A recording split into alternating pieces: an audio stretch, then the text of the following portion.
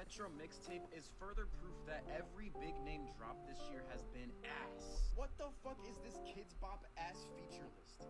Young Dro? And this is why we Hey, what's good, y'all? Fusion here, back with another reaction video. This is from TikTok, the Black Development Network.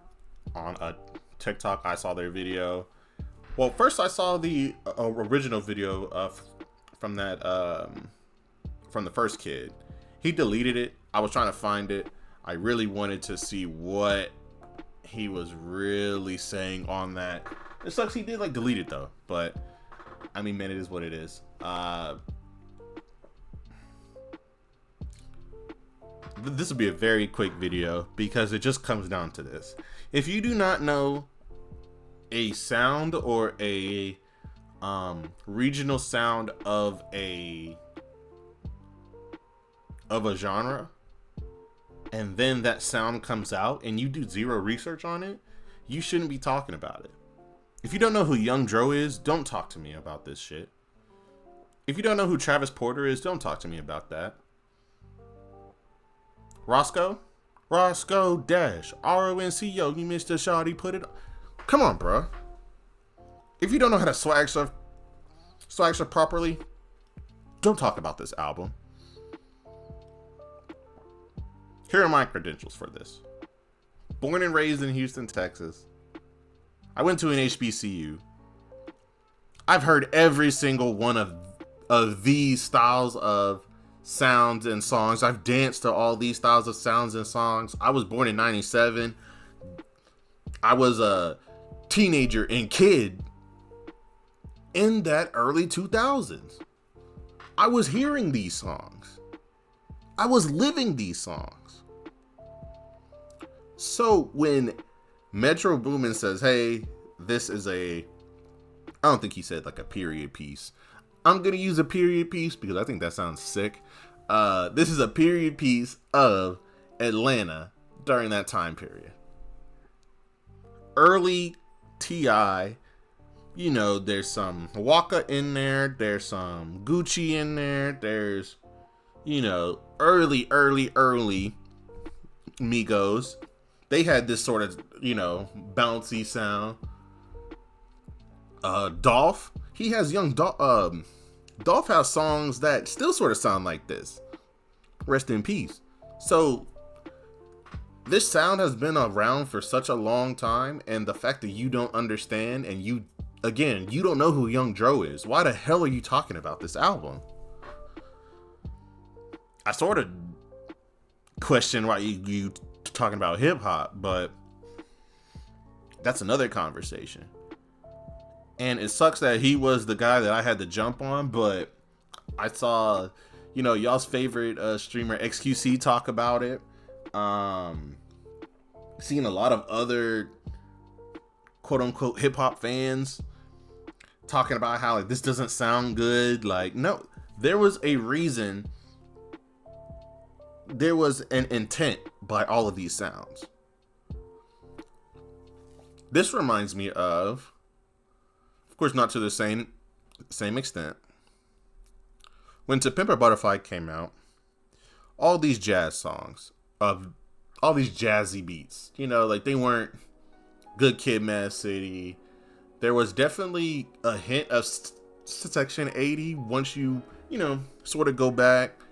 There's a hint of that in there, but I remember when that came out, people were in shambles. They hated that project. They hated Kendrick because of that project. And now look.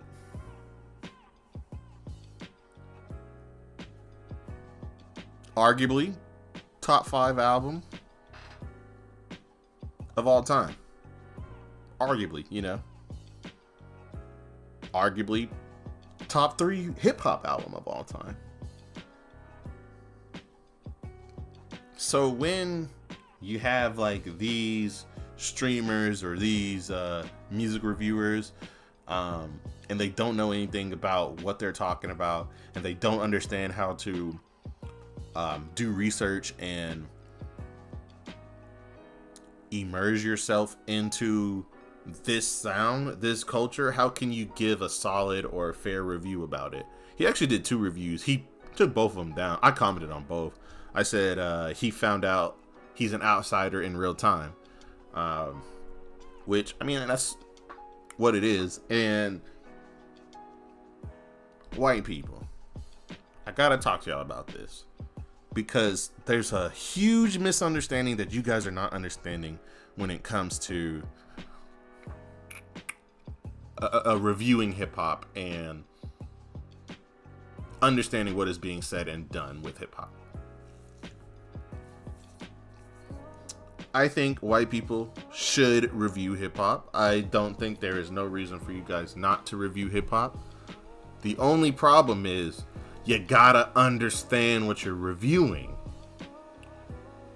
You can't look at a Metro Boomin album through the lens of Alfredo 2 and Clips projects.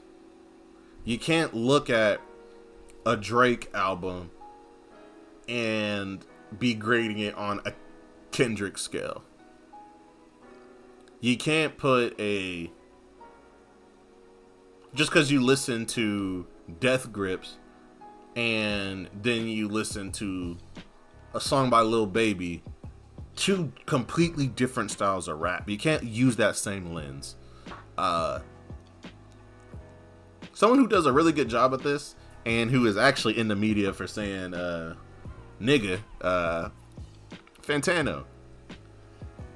I've never been a huge Anthony Fantano fan. No, like, for no reason, honestly. Like, I don't really watch a lot of music reviewers. Really just Dead End Hip Hop, and I've just started watching The Company, man. That shit is just amazing. He's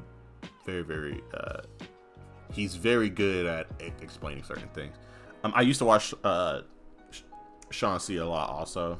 I don't really care for his streams, but so those who I watch, like, for if I want to just listen or just get some thoughts on an album, especially on like these styles of albums, these period piece albums, because that's what it is. It's a moment in sound. It's a time capsule of that Southern Atlanta, club, kickback, party sound. That's all this is. And if you want to grade it on a scale that it is not, if you want to grade it on the same scale as the rest of his albums, then you're doing yourself a disservice, because that's not what this was. It wasn't. But that's all I got for you guys. White people, please continue to do music reviews. Don't let anyone discourage you, but that also means you got to do a little bit of research. There should be no reason for you to be reviewing hip hop. There's no reason for you to continuously review hip hop and have been a hip hop fan and consider yourself a hip hop fan if you don't know who the fuck Young Dro is. That's all I'm saying. Like, comment, subscribe. Peace.